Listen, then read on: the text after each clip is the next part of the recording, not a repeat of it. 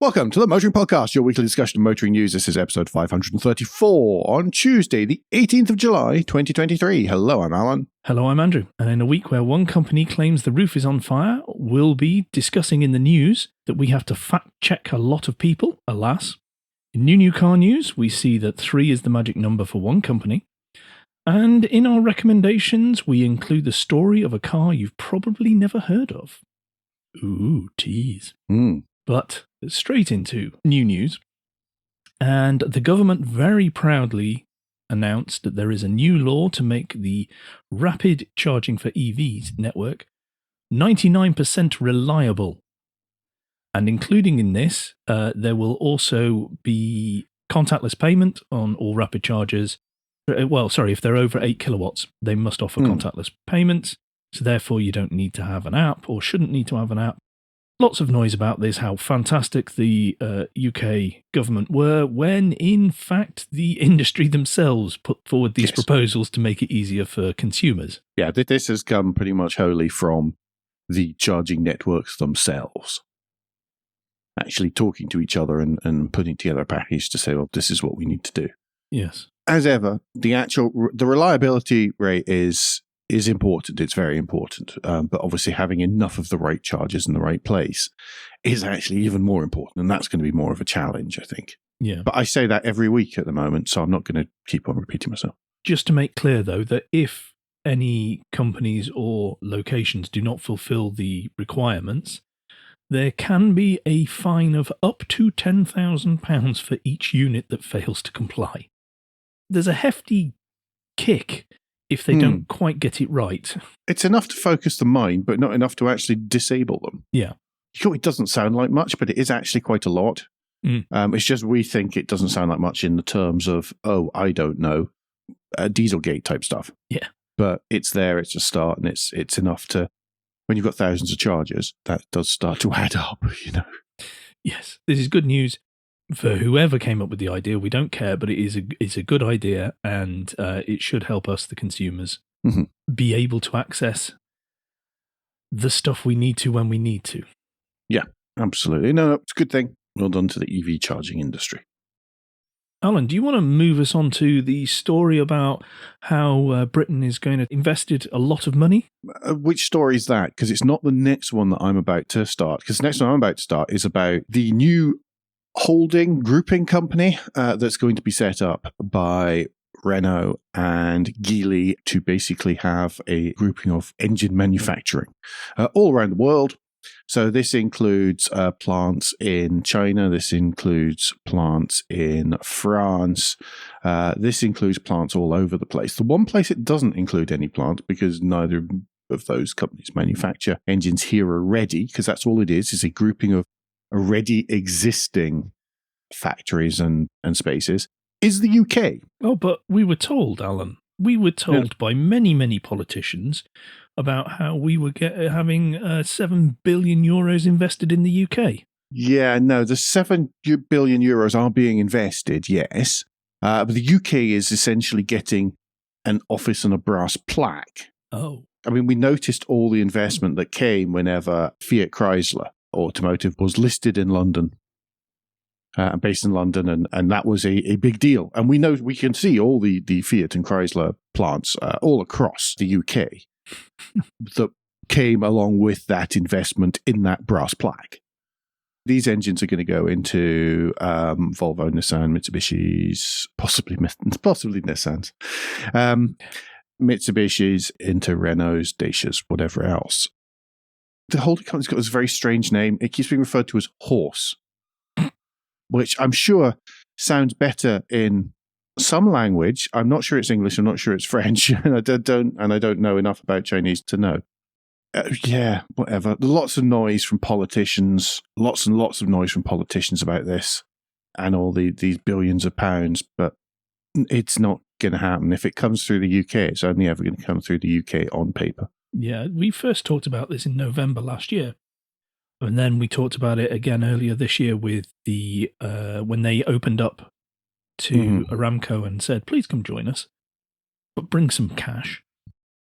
And this is all about creating low-emission petrol, diesel, and hybrid engines because vast swathes of the world will still be using these engines, whereas Western Europe, including the UK and China as well, will do this, and Japan will move towards this at some point. We're phasing out internal combustion engines and their derivatives. It makes sense that they have pulled their resources together, particularly as Nissan is talking less to Renault. So Renault needs a new partner. Yeah, needs a new buddy, because you can only really survive these days unless you're in this volume, if you can buddy up with someone. There's also a link in the show notes to a Twitter thread by Edwin Hayward as well. It's worth reading. Yeah. Whether you agree with his politics or not, it's worth reading because it's not really political. It's fact-checking. Yes, it is. Anyway, lots of Renault this week, Andrew. Yes, sticking with Renault. Whilst that big hoo-ha about how much investment they were making into the UK that turns out not to be, they were quietly cutting some of their dealerships. They're going to shrink their 144 sites down by roughly 20%. And don't forget that Renault includes Dacia and Alpine as well in all this. So they're going to cut by about 20% by the end of 2025. They want to reduce the number of partners that they are dealing with. And I'm using a quote here from the AOM Online article, securing profitability for the dealerships which remain. I mean, I don't like the sound of this. The reason being that for me, Renault dealership means Arnold Clark because I'm Scottish. And it would basically almost every Renault dealership in Scotland is Arnold Clark. And I'm sure someone will ping in to tell me that there's one or two that aren't. But reducing the number of partnerships seems to mean cutting the little ones. Yeah. In my mind. That's what it'll be. But the thing is, they are sticking with a dealership model. They are not going to agency, whereas that seems to be the latest fad for every other car manufacturer. Yes, I know that many other brands were going, right, no, you're not going to be a dealership anymore. You now just get a fixed fee for every vehicle you sell. And moving to that agency. Look, Luca De Meo, Renault's global boss, fears that giving dealers a small fixed margin while the OEM controls the price is risky. What they're going to cut down is from 54 to 46 partners, and they believe that 96% of current owners will be within 45-minute drive of a sales site. Therefore, the impact on the public will be minimal, apparently. Right. Okie doke. People will just go to whatever is local, won't they? That's what always happens. That is pretty much what happens, yeah. You've got to really want to Renault if you're going for something new. To keep it serviced is one thing, but to get a new one, do you want to stick with the Rebel Alliance? Because it seems to be a Rebel Alliance episode, almost. Well, it makes up for some of the times when it's Volkswagen heavy, doesn't it? Yes. Nissan is going to invest around 100 billion yen or 646 million euros in Renault's new electric car division, Ampere. Those are good numbers. They are big sounding numbers. They're also a stake of less than 10%, which is much, much less than anyone assumed that they would put in. I mean, we've all known, I think, those of you who regular listeners will have known that Nissan was never going to invest that much in this. But they both said they would when the announcement came out in February. They both said it would be up to 15%. Yes, well, it is. Well, yes, technically they have not lied. However, it is significantly south of that. I love the line. Mitsubishi is also considering a stake in Ampere. However, nothing more is known about this as yet, according to this Electrive article. Does that not just seem to be Mitsubishi's whole existence in this partnership or in the Rebel We Alliance? might do something, but nobody really knows about it. Oh. It is little. So we talked the other week about a chap getting ousted from Nissan for not wanting close ties with Renault. Or one of the possible reasons was. One of the possible reasons, pardon me, yes, you're quite right, was not wanting close ties with Renault. And this seems to be exactly that. So you can't imagine how little a tie with Renault he actually wanted. It's way less than expected. Supposedly a major part of this is Nissan are worried that they're going to be losing intellectual property in any sort of deal like this, which is quite an unusual one because that's something that can be contracted around. But Nissan has been scared of this for years and years. This was one of the fundamental reasons why they hated the partnership with Renault at all. And then when it was announced it was going to basically be the Renault group with Nissan part of it that Ghosn was going to do because they needed the help, that they cooked up the farcical story that will be made into a proper movie at some point, the farcical Hollywood movie that turned out to be involving politicians and police, apparently, that ended up with him having to leave the country in a musical box. Yes.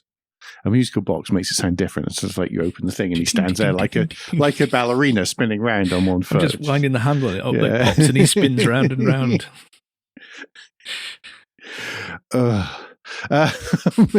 Has it been a long day already, Andrew? Yes. Yes. So yeah, I think we've just about killed that story, much like Nissan has just about killed its investment in Ampere. Yeah, I will stick with Nissan though. And this is the news that they are recalling 1.4 million vehicles globally for unintentional acceleration. Plus, there is another issue, but I'll get to that in a minute. The Nissan Note, Kicks, Serena, and Leaf all suffer from potential unintentional acceleration, and the Note Aura, which is Japanese only, has a headlight issue. Right.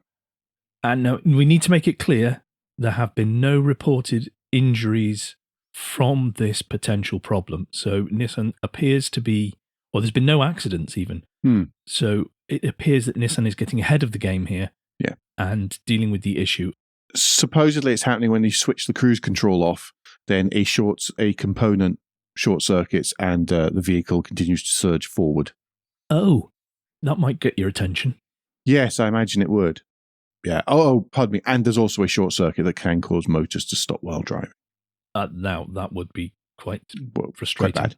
Can I just say something about the Nissan Leaf? And I'll say it because it's illustrated here. I don't know about in Europe, but the latest version here in the US has the most horrible wheels. Are you looking at the Jalopnik article? I'm looking at the Jalopnik one because I noticed these the other week on one outside a Nissan dealership. And they are about 1,000 tiny little spokes. And they look... It's a cheese grater, isn't it? Yeah. I just don't know how on earth you're meant to keep them clean. You take it to the local car wash and say, please clean that with a jet wash. No, they don't do that here. You don't have car washes like that. It's only ever really the kind that you drive through. Oh, right. Okay. There are some jet washes as well, but really it's the kind of drags you through and it does the whole thing while someone comes out the back seat and murders you. Well, then you have to put it forward for someone to use on a detailing YouTube channel to show how to get these wheels clean. I mean, in 2 weeks' time, I think my car will be ready for that. And then you just have to move from channel to channel to channel. Just keep moving it, yeah. So, yeah, it's enough to drive a detailer nuts. So anyway, that's completely irrelevant. So this covers the US, Europe, and Japan, including UK as well in the Europe one, just for anyone who's curious. I haven't seen it reported in the UK yet. Nissan are still trying to work out what they need to say, how they need to say it, and who to contact. It may be, of course, that, because it's Japan as well, that it's only a left-hand drive component that causes it, but that's not the case. Really, the only one that's actually sold in the UK is the Leaf, isn't it? The Note used to be, though. True, but not very many. Well, a surprising number, actually. Okay. So it depends where you are in the country. Yeah. Enough of Nissan, Renault, the Rebel Alliance, and all its constituent parts. Let's go back to an old friend, Alan, in Volkswagen. Oh, sorry. Did I make that sound out loud? I'm afraid so. Oh, dear. What a shame. Volkswagen, the roof is on fire. The roof is on fire. Surely there's a song there. What we're going to do, there's the wheels on fire. So what we're going to do is we're going to rearrange the bishops. We're not going to rearrange the pawns yet. That'll come shortly. Yeah, that involves talking to the unions, though. Yeah, that does involve talking to the unions, and that's why you don't really do that in Germany very much. They're moving all the managers around, as usual. I could go through and tell you who's being moved to where, from where, but it wouldn't really have much relevance to you, and it would involve quite a lot of trying to pronounce the names of middle-aged German men. Check out the show notes, because I've written most of it down. Yes. Okay. Thank you. And there's a link to the Electrive article that this has come from. But yes, they're rearranging people, a group strategy and group strategy product. People are being moved around and general secretariats and all sorts of stuff. And I really can't be bothered going into it. Well, there's two ways to look at it. This is either Nero fiddling while Rome burns, literally, according to the CEO's latest talk to the team, or he is clearing out everything that he feels is wrong that is associated with DICE and the DICE regime. That's true. So, this could work, but it does just seem to be the same people moving around rather than a clean sweep. And as ever, it is only internal appointments. They cannot grasp that they need external eyes on things and help. But it's people who are appointed. So, like Michael Newmeyer, we covered that at the time, the head of group quality. He only got that job in December 2022. What the heck was he expected to have done that time? But then he's going to retire in September. Yeah, that one seems... there's lots of stuff like that. It's people who have only just been put into positions are being taken out of them again. Yeah. It's just ridiculous. That's nothing to do with the fact that the current Volkswagen EV product line was rushed into production so that they had something to counter Dieselgate with. It's brought out acceptable but slightly mediocre products, especially under the Volkswagen brand badging. Mm-hmm. Practically nothing under Audi badging, unless it's a rebadged Porsche. Yep. And it's just the Volkswagen offerings were grossly overshadowed by the Skoda offerings and the Seat offerings, which were much better. With the same platforms. With the same platforms, but they had more time to do it properly. They're still hampered with the same problem, which is the software. But the thing is, what they've done... And that's, and that's because it was all rushed through. So I don't understand how, as I say, moving the bishops around helps to solve that. No, it doesn't. It doesn't, because they added on top of all that, where they went, hang on, we have to do 180 degrees effectively in our business, and now we have to be EV people. They decided that they would go full in on being autonomous vehicles, which has not brought anything up, although they've started testing again. People know our thoughts. They had the best opportunity in the entire industry with Argo AI. Yeah. Argo AI, sorry, not Igo. Argo AI, that were the closest of anybody, but they were still not going to succeed because of the manner they were doing it, but that's a different matter. And they then decided with hubris, we can do all the software as well. And there's that video of the Ford CEO going around explaining why software is hard. And that was trying to solve it. But they gave themselves an insane timetable because they desperately needed to fix things. And because they'd let it get to the state it was. They're not alone in the industry. I'm not having to go. But they were more exposed because they had the Dieselgate issues and had to be seen to be doing something. And they had to be seen, the management had to be seen to be doing something very good to the shareholders, which was the important thing. Otherwise, they'd lose the job, they'd lose the faith in the company, and the share prices would dive. I still don't understand how shuffling people around solves much of that. I mean, you're not wrong. It doesn't in any way. And this is at some point, someone will realise that this is a problem that VW have. But I mean, good luck to everybody that's going into those positions. I'm not attacking these individuals. I am attacking the system and the hubrisness of the entire group. They will no doubt boost your pension in a positive manner. Well done. Go team. Enough of Volkswagen, enough of the Rebel Alliance. I'm going to take us to Paris. Oh, that's much better. Only in a very small car, or maybe not a car at all. Paris is due to charge vehicles that are of a certain size, weight, and they will base the parking levy on the motor that it uses. None of this details we have actually yet. By the way, that is as specific as it gets, folks. Okay, it's not that Andrew's missing out vital numbers here. That's it. That's all we know. Yeah, this was voted in unanimously last month by the Paris councillors that basically they are going to charge on weight and size of vehicles for parking in Paris.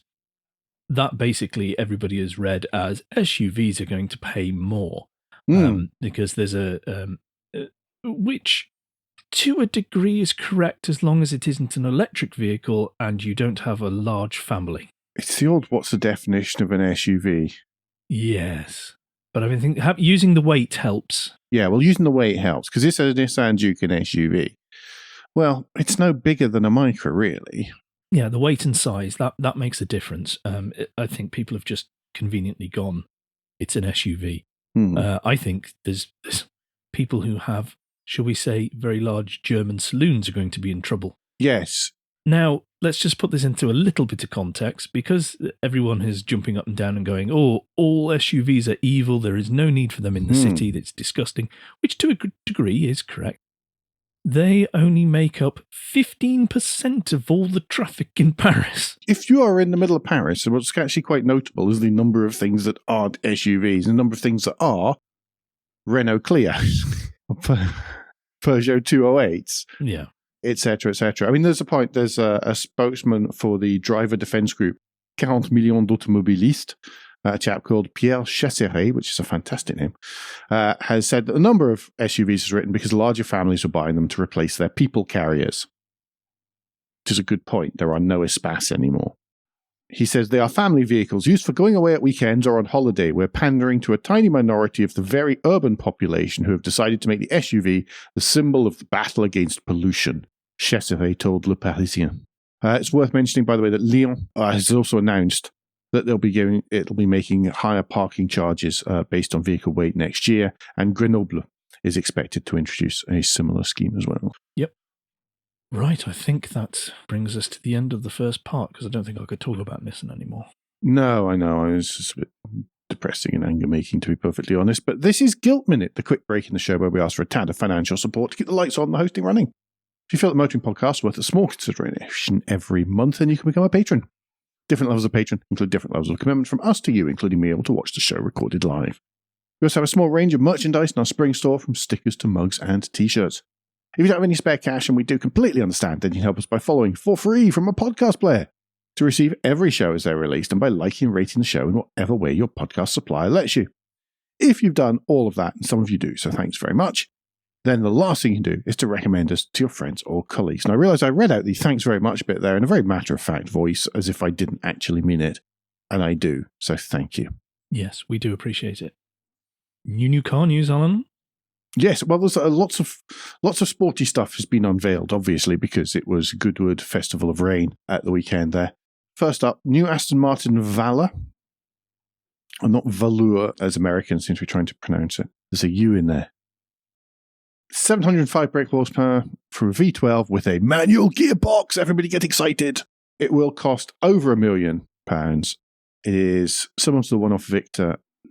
It echoes, it just sounds terrible, echoes the 1970s Aston Martins, which is quite true, because if you look at I commented on social media, I think every time I look at it, it reminds me of a Ford Mustang. I can see why you said that. And the latest Mustang.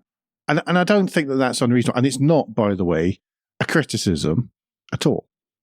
And then someone pointed out to me that, well, that's because they're harking back to the Aston Martin V8. And that did look a bit like the Mustang of the time, which both the Mustang and the Aston. So it does make a lot of sense. And whenever you look at the rear, you can really see the sort of ducktail on the back, and the sort of horizontal lining. Kia EV6. No, the Aston Martin V8. I'm just ignoring him. The Aston Martin V8 and V8 Vantage and stuff. So I think I love the colour.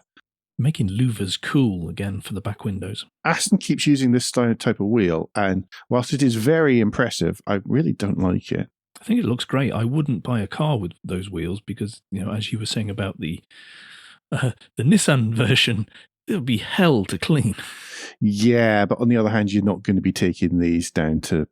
Yeah, you're not. Yes, you're going to be people who buy the 110 examples will not be taking them to the shops. No. Well, it's not so much that they won't be taking them to the shops. I bet they will be taking them to the shops at some point. But I bet you they will probably employ someone to clean it.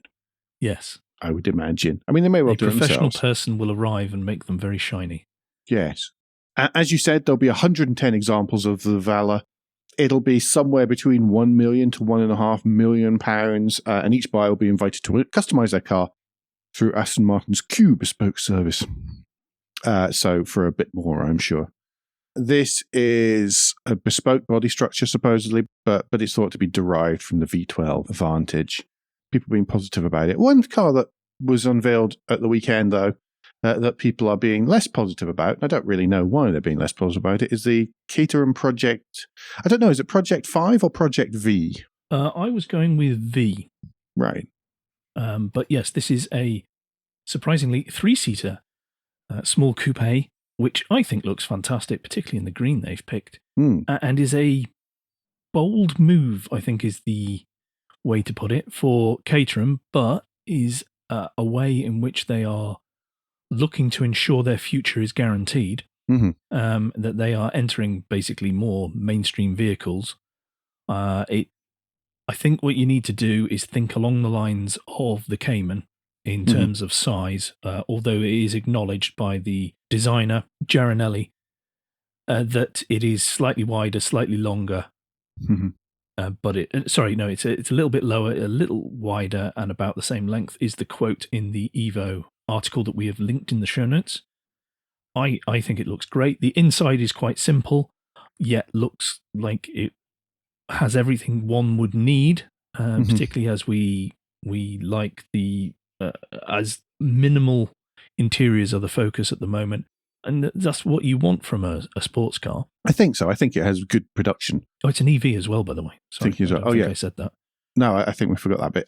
But it's having a simple interior if it's nicely trimmed, like this one seems to be. And there don't seem to be any photos in the. Oh, there are. Look, there's a link to 17 photos in the gallery. Yeah. It makes it much easier because interiors are hard when it comes to cars. Like interiors and doors are the nightmare areas for small manufacturers. It's worth remembering that Caterham was partnered with Alpine for quite a long way into the A110 project. That project was meant to spawn 2 cars.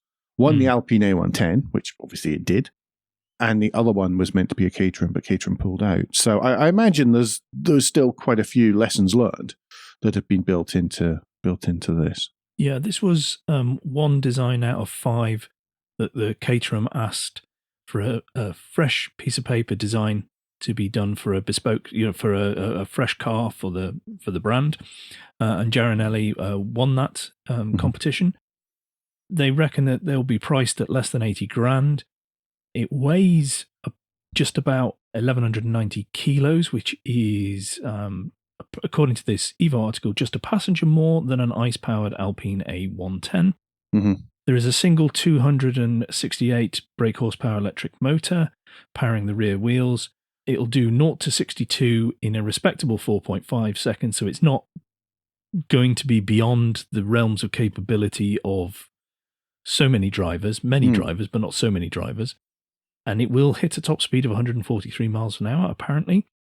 Because it doesn't weigh so much, they didn't need as huge a battery. So this is a 55 kilowatt per hour capacity, 249 miles of range, and they reckon, conditions allowing, new caveat we have to put in place, exactly. 20 to 80% top up takes just 15 minutes when using a 150 kilowatt rapid charger. Awesome. I like it a lot. I really do I like the look. I think it is such a lovely, clean look. Two things we haven't mentioned. It's expected to arrive by 2026, so they won't be on the streets in the next week or two, but with a starting price of less than £80,000. Right, do you want to take us to South Korea, though? Well, yes, via Goodwood once again. Hyundai Ioniq 5, a car that I like possibly more than you like. I like it a lot. Yeah. But they've announced, finally, the Ioniq 5N.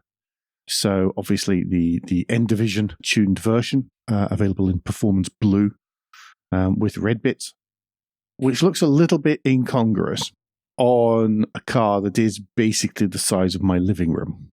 That said, to power it forwards, hopefully forwards, 641 brake horsepower from it, meaning a 0 to 60 time of something ridiculous, 3.4 seconds, and a top speed of 161 miles an hour, although exactly why you would want to do that, I don't know. Most of the time, you get a mere combined 600 horsepower from the front and rear motors. Well, there's no point then if it's only 600. Exactly. Well, no, the extra 41 you get from a driver-activated N-Grin boost function. Okay. Yes, I did say grin boost. So you can get that extra 41 brake horsepower for 10-second bursts, for whenever you need to overtake that slow car because your 600 horsepower isn't enough. With instant response. Yeah. And that 0 to 62 miles an hour in 3.4 seconds is with launching control engaged. You and I discussed it. I mean, there's lots of stuff. It's heavy. It's just over 2 tons. We don't know.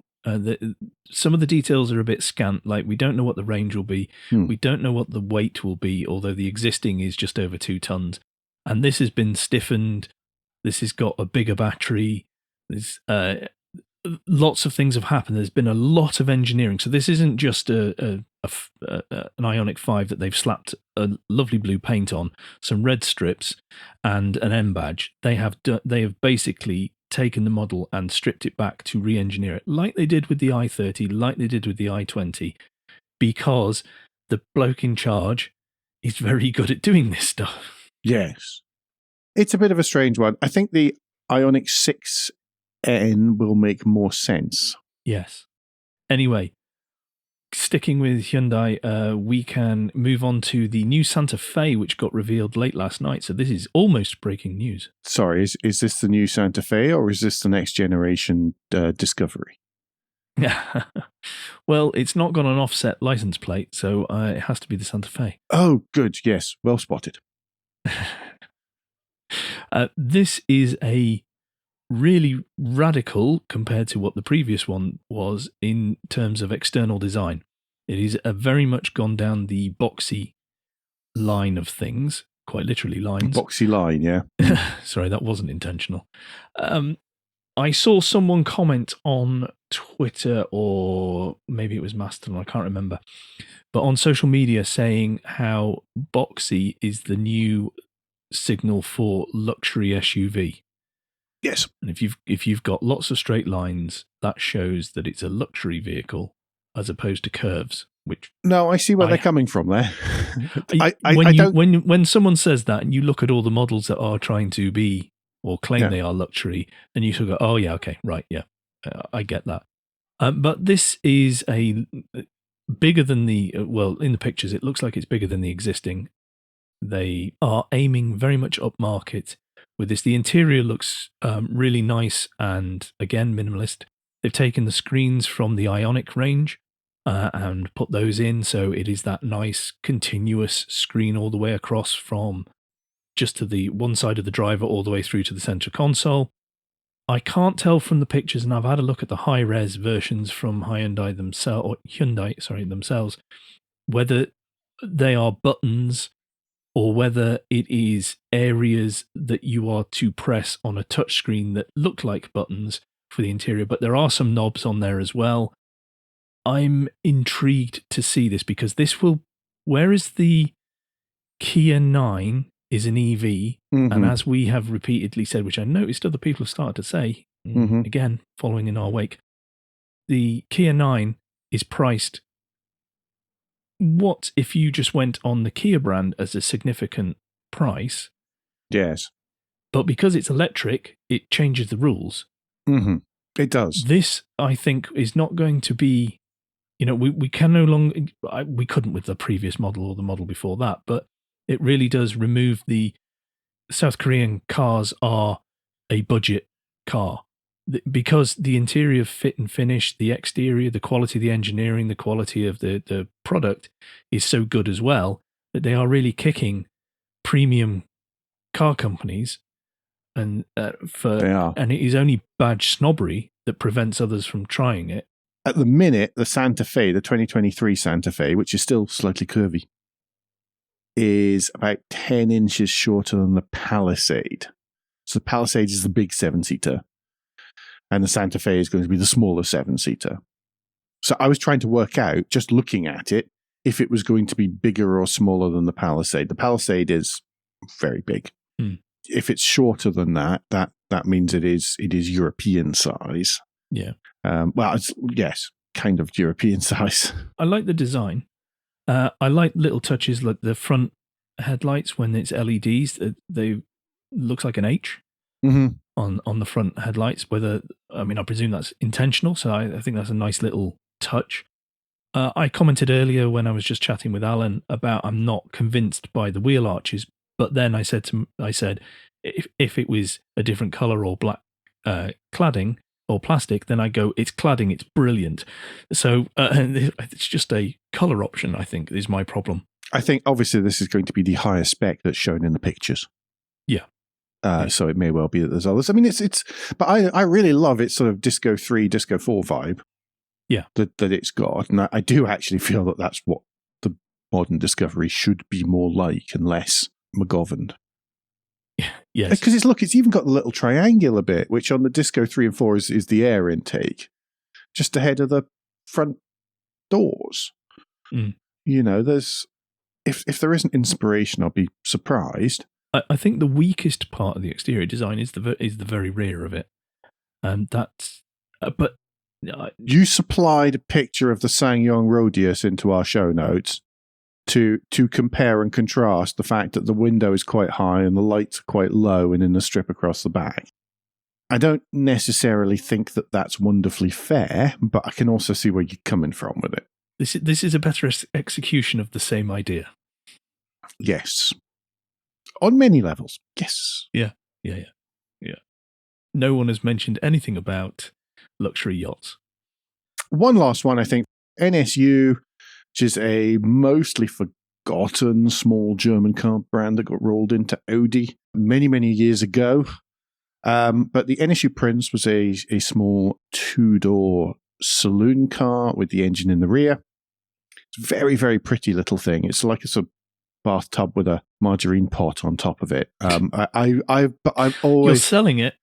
I have always thought it was a pretty little car, to be perfectly honest. So much glass. Well, yeah, exactly. To celebrate the 150th anniversary of Audi's Neckarsulm plant, which was an NSU plant, they brought out this EP4, which their apprentices designed and built.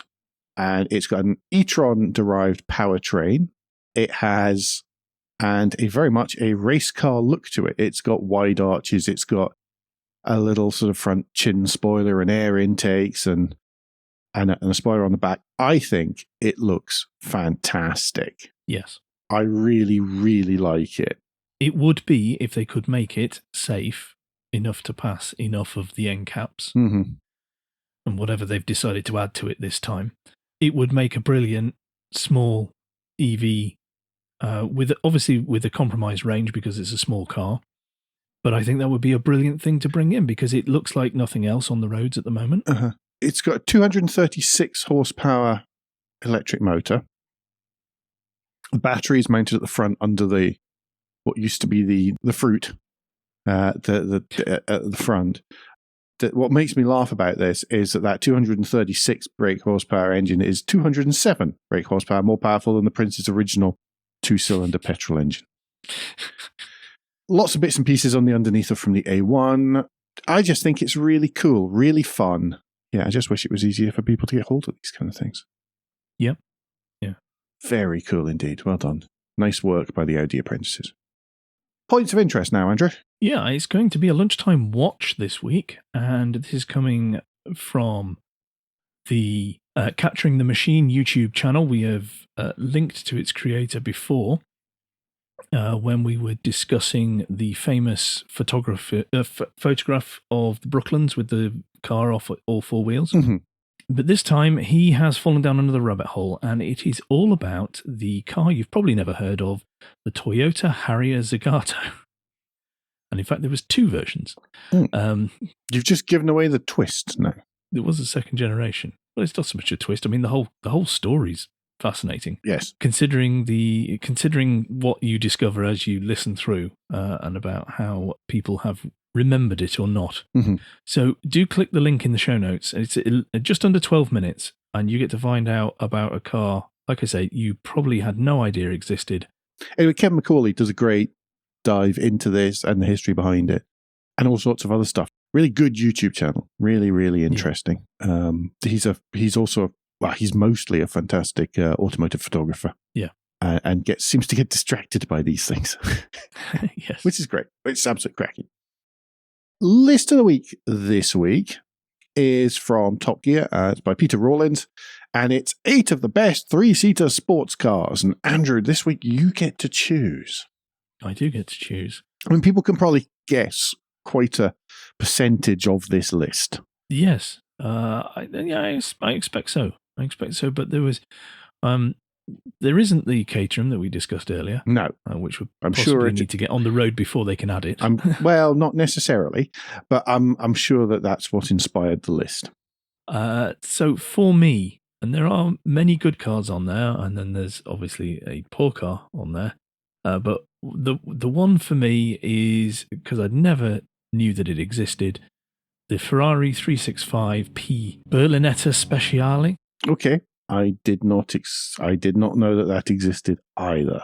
So it looks like it's a Dino that they've put buttresses on.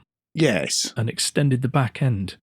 And I love the fact it's got buttresses. Yes. Well, yes, it's just very strange. I mean, the description here is tre posti, meaning 3-seater in Italian. It was conceived by Sergio Pininfarina and based on design by Aldo Roverone, who would later design the Dino, unveiled at the Paris Show 66. Underneath it was a 4.4-litre V12, mechanics taken from the 365P2.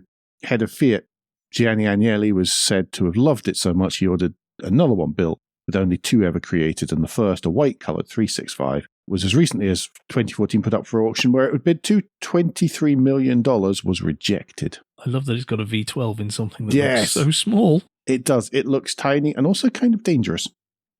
Yes. Yes. Now I know that. Not the one that I would have chosen there, to be honest. Yeah, well, you were expecting it to have a 2.6 V6 or something. Yeah. Somebody's going to go, Alan doesn't know the capacities of Ferraris, and you're right, I don't. But do click the link in the show notes, because there's many others for you to have a look at. Yes. Yes. There are some good options. I like the way that it worked out that I didn't get it because it was obvious which one I would choose. It's just the way it fell this week, I know it was just the way it fell. Yeah. For a change. And finally this week, it's from BBC News, and it is the man turning potholes into works of art. Tim Webb from Orpington in southeast London has come up with a novel way of getting Bromley Council to acknowledge potholes in his area by filling them with rubber ducks. Mr. Webb said his antics have gone down well on social media. A spokesman for the council said harsh winter conditions meant the number of potholes had gone up, and was investing more money in solving the problem, including by hiring an additional contractor to help with the repairs. So really, ducking and diving with the blows there. But yes, so there is a 1 minute 21 video of Mr. Webb and his rubber ducks. It's not just rubber ducks, and the potholes of Orpington. It's not just rubber ducks though, because there's a dry one that he makes out as a moonscape. That's this. If you watch the video, also is true. Yes, it's the moon landing. It's a bit similar to that one that we linked to in Wales, where the locals said, "This if you go down this road, watch out for the following." Yes, exactly. Which was really rather good. So, trying to use humour and different ways to grab the attention of councils and say, "Come on, please fix these things." And by the way, councils, we understand you are underfunded. If you listen to us long term, you will know we have banged that drum. It seems that the most popular way to get them fixed quickly, though, is to draw genitalia around them. Does seem to catch their eye quite quickly. Anyway, rounding up, because we've waffled quite a lot this week. No parish notes this week. We're sorry about the intention to live stream Goodwood, by the way. Obviously, that got hampered by Saturday getting cancelled, and then subsequently hampered by a slight communications breakdown between 2 hosts. One of them assuming that because Saturday was cancelled, we wouldn't be doing Sunday either, and then not taking stuff with him when he went camping. Oops. Sorry. Next time we'll try this will be revival. Yes. And we'll do it from inside. We'll have it in our calendars well in advance. And we'll pick to do something else those weekends. Yes, exactly. That's me being chastised quite severely there, by the way. No. It's just the way it felt. Yeah, it was.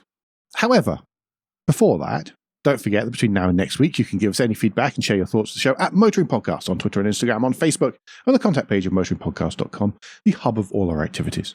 Remember, you can support us financially via Patreon, and please leave a review and rating on Apple Podcasts or however your podcast app lets you do such a thing. Andrew, in the meantime, what's the best way to get in touch with you? Best way is to search on Twitter or Mastodon for Crack Windscreen, and you should find me there. Alan, if people would like to talk to you about how well your camping went, what's the best way for them to do that personally? Well, you can do that on Twitter or on Mastodon, where I'm at AJP Bradley. That's Bradley. We'll be back very soon, as you've heard. But until then, I've been Alan Bradley. I've been Andrew Clues. And safe motoring.